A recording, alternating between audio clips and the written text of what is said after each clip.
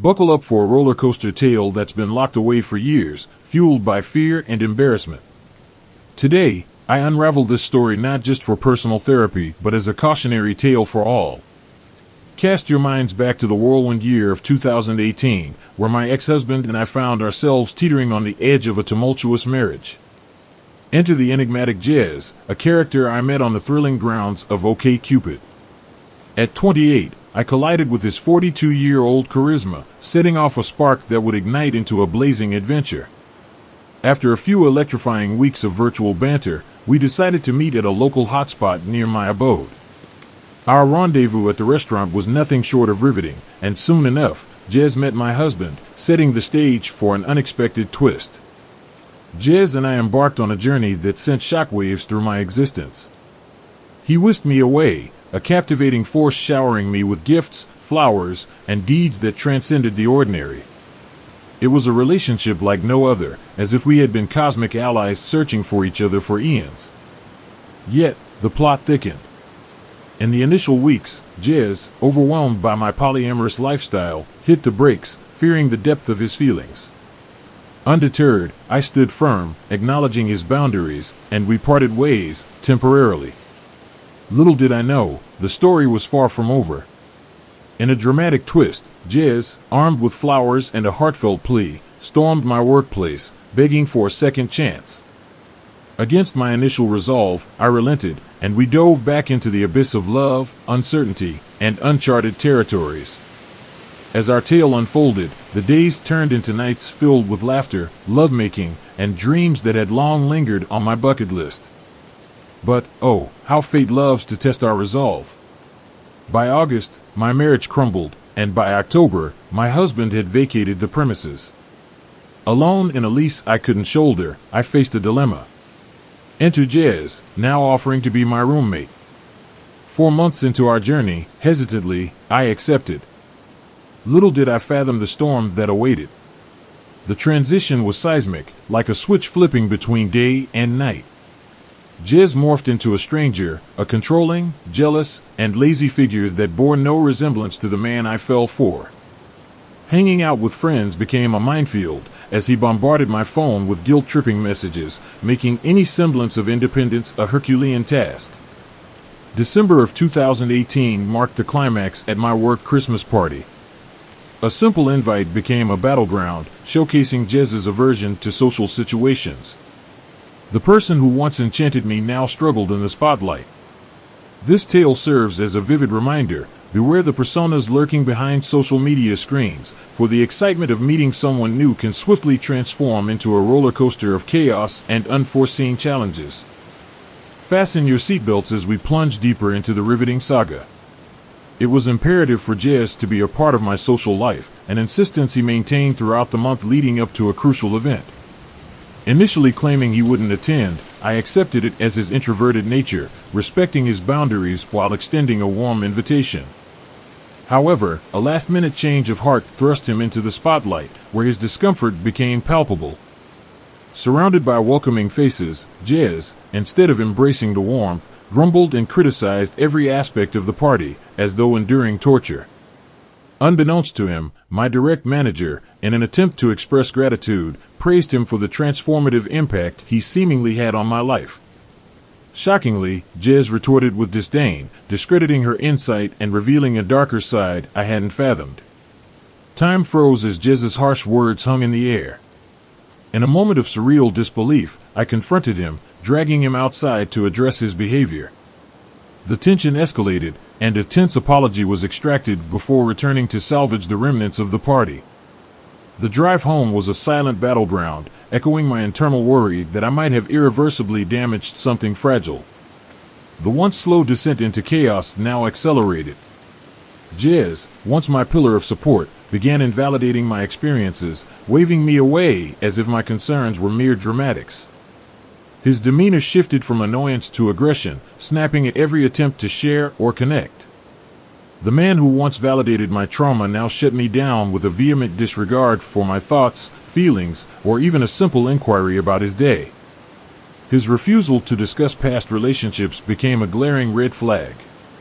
What started as a reluctance evolved into an outright aggression, belittling and shutting down any mention of exes, turning a once shared vulnerability into an off-limits minefield. The atmosphere became toxic, his aggression escalating, as though testing the boundaries of my endurance. The plot thickens, revealing the cracks in a relationship that once held promise. What lies ahead in this roller coaster journey of love, betrayal, and resilience? Buckle up, for the ride has only just begun. Hold on tight as we navigate the treacherous twists of this harrowing tale. The storm inside the house mirrored the tempest outside. Hot-button topics erupted, with Jazz consistently revisiting the subject of his exes, critiquing their looks, and claiming I was fortunate he lowered his standards for me. Unsettled, I laughed off the comments, storing them in the recesses of my mind. As financial truths unraveled, Jazz's deceit left me perennially broke. The weight of his demands compounded with the physical toll of isolation, pushing me into a state of neglect. His accusations of catfishing stung, a bitter reminder of the toll the relationship was taking on me. The narrative took a tragic turn that summer when news of a dear friend's suicide shook me to the core. A talented photographer and kind soul, his untimely end reverberated through our class. Jiz's callous reaction stunned me, dismissing the tragedy with a shrug and callous remarks about the consequences of dabbling in LSD. When he turned his indifference into an interrogation about my relationship with the departed friend, I hit my breaking point. His rage reached a crescendo one stormy day when he berated me over the phone while I was at work. Frustration turned to fury as I lashed out, tearing into him for the chaos he brought into my life. The ultimatum was clear: change or leave. In a moment of defiance, I demanded he gather his belongings and depart. But Jazz, in a desperate attempt at victimhood, clung to the narrative of having nowhere to go, accusing me of making him fall in love. The situation escalated, and my boss, sensing danger, followed me home, offering refuge in her concern. A scene unfolded that would forever be etched in my memory. The man who once wielded control was reduced to a broken figure, pleading on his knees, wrapping his arms around my legs and crying before my boss. The heartless facade crumbled, revealing a man undone by his own actions. Shaking him off, I retreated to the back of the house, hastily gathering essentials and valuables. The ordeal was far from over, but a glimmer of liberation flickered as I took those first steps toward reclaiming my life. The journey ahead promised to be tumultuous, but with newfound strength, I faced the unknown. Hold on to your seat as we plunge into the final act of this riveting saga, where the intensity reaches unprecedented heights. After a brief respite, Jez bombarded my phone with apologies, claiming a newfound humility and self-awareness. Falling prey to hope, I welcomed him back into my life, unaware that the storm was far from over. The second round proved to be a macabre dance of manipulation. Jez, blaming me for the strained relationships with those around us, heaped guilt upon my already burdened shoulders. Financial strain persisted as his dishonesty continued, leaving me grappling with the consequences. A fateful night unfolded at a gas station, where my car broke down, and a kind couple came to my aid. As they assessed the situation, Jez stormed in, disregarding their assistance. A mechanic among them handed me a slip of paper with a solution, but Jez, blinded by pride, cut them off callously. The tension in the air was palpable, revealing a history of unpleasant encounters for the kind couple. Days turned into nights, and the relationship reverted to its toxic norm. Arguments flared, but one night, it escalated into a horror movie scene. Jez, fueled by anger, cranked up the volume on the TV to an unbearable level, the walls resonating with the manic laughter that accompanied it. Terrified, I pleaded for respite, only to be met with mockery and escalating aggression. In a nightmarish turn, the argument took a violent twist. Jez, eyes black with hostility, delivered a chilling warning as he punched a door inches from my head. Paralyzed with fear, I sank to the floor in a panic attack, feeling powerless and trapped. The night descended into chaos, ending abruptly when he threatened to expose my social security number on the dark web.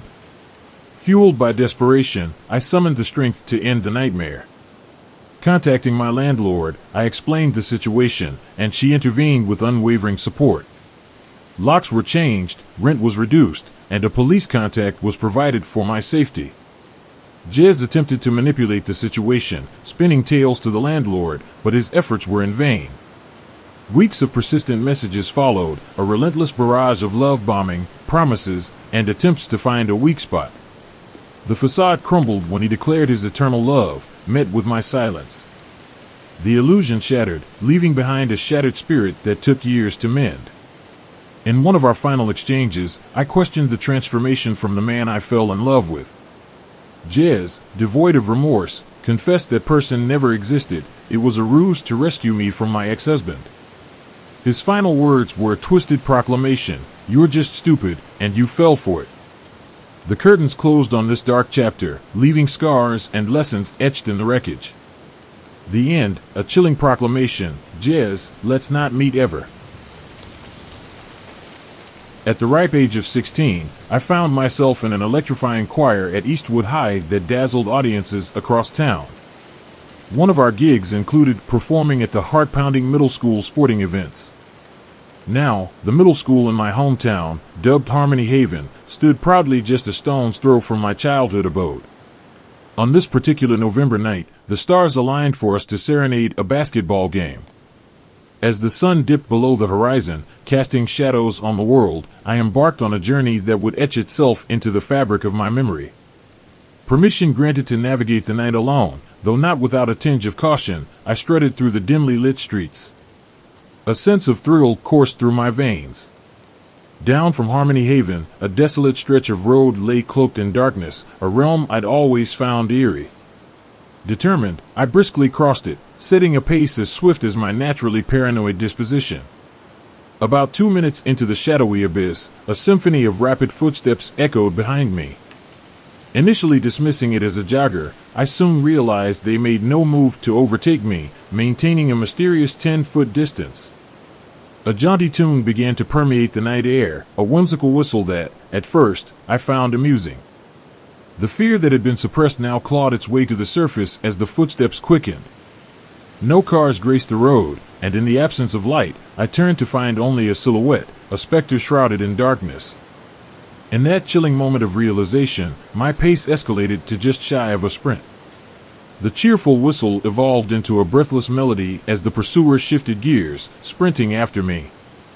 Glancing back, terror gripped my heart at the sight of a dark figure hurtling toward me with relentless determination. Frantically, I sprinted through the darkened labyrinth of my subdivision, the haunting symphony of whistling and thunderous footsteps playing out my frantic escape.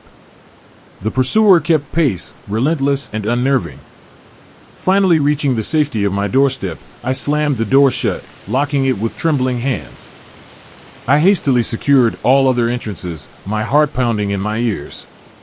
From the refuge of my upstairs bedroom, I peered out the window, a silent witness to the shadowy figure lingering in the night. The haunting melody persisted, and the silhouette remained. That night, I sought solace in the company of a knife, a visceral reminder of the heart-pounding pursuit through the abyss of uncertainty. When I was around 12, my mother and I ventured to a town 45 minutes away for some shopping escapade with her pals. At the time, I had a corn snake, so I asked if I could explore a nearby pet store, just a door down from the mini supermarket where she was busy.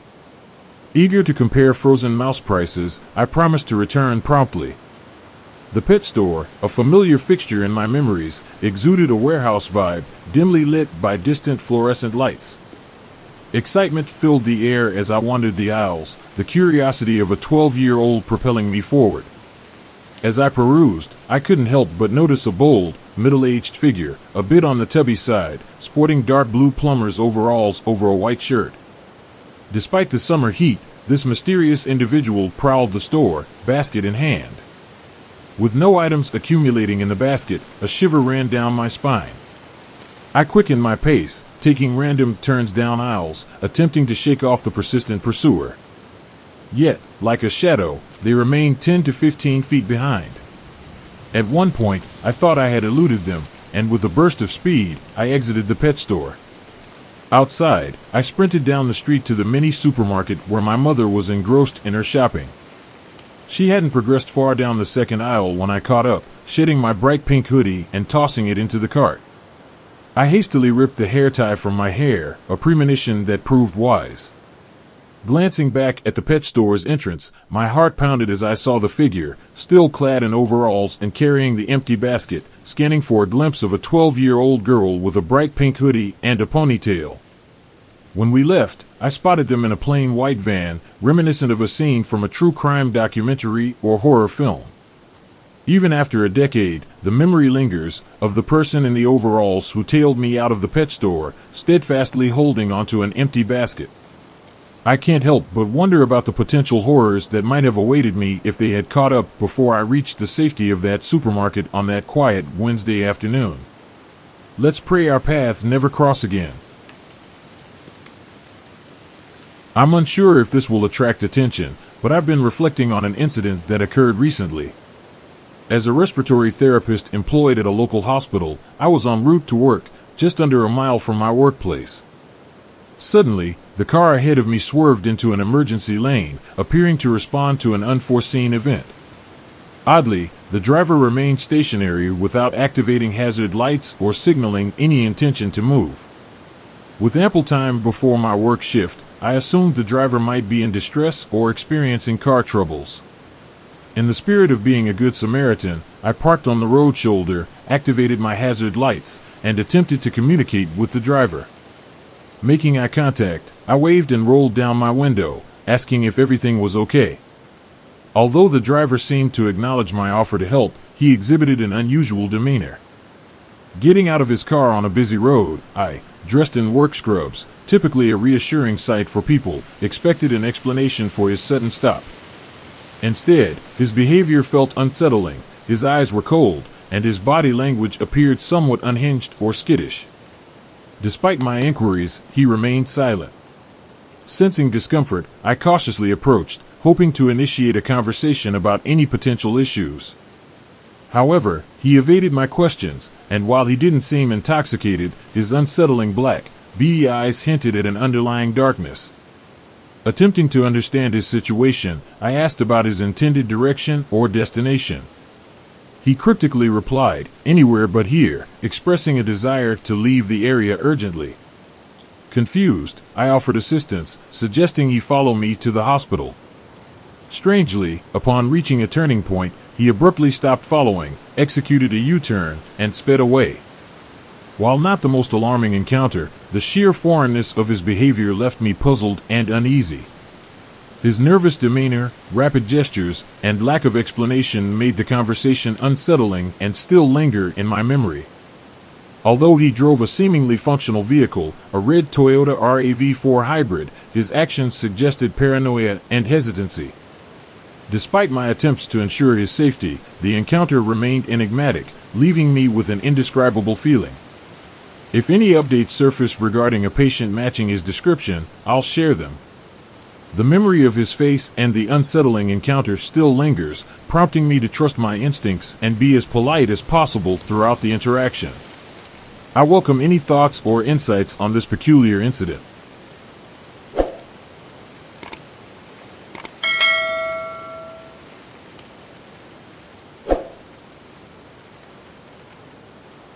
Hey there, fellow thrill seekers. Gather round for a spine-chilling tale from yours truly. Buckle up, because I'm not Mickey today, call me Max.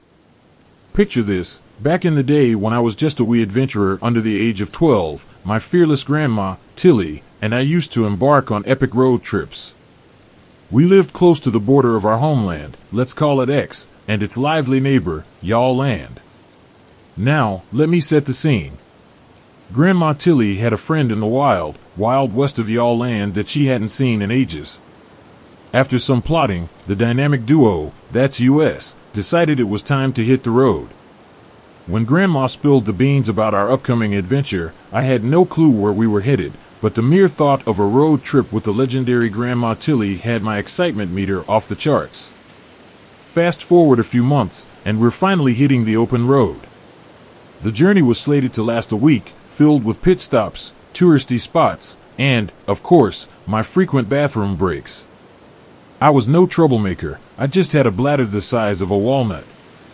We were cruising through the final leg of our expedition when Grandma Tilly had to make a pit stop at a gas station in the middle of nowhere.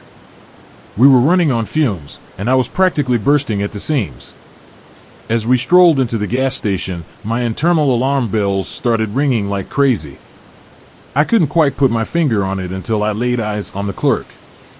This dude looked like he stepped out of a horror movie, slicker than a used car salesman in the middle of nowhere. He gave off vibes that would make your skin crawl. To make matters worse, he flashed a grin that could give Freddy Krueger the heebie-jeebies. Thankfully, Grandma Tilly sensed danger and shielded me from his creepy gaze. We paid for gas and requested the key to the bathroom, which he handed over at a glacial pace. The bathroom was a horror show, but I did my business, returned the key, and we hightailed it out of there. But, oh boy, the nightmare was just beginning. As we piled into the car, Mr. Creepy Clerk closed shop and hopped into his car. At first, we thought he was just heading our way, but after a gazillion turns, it dawned on Grandma Tilly that we were being tailed. This guy shadowed us like a ghost for a whopping 12 hours.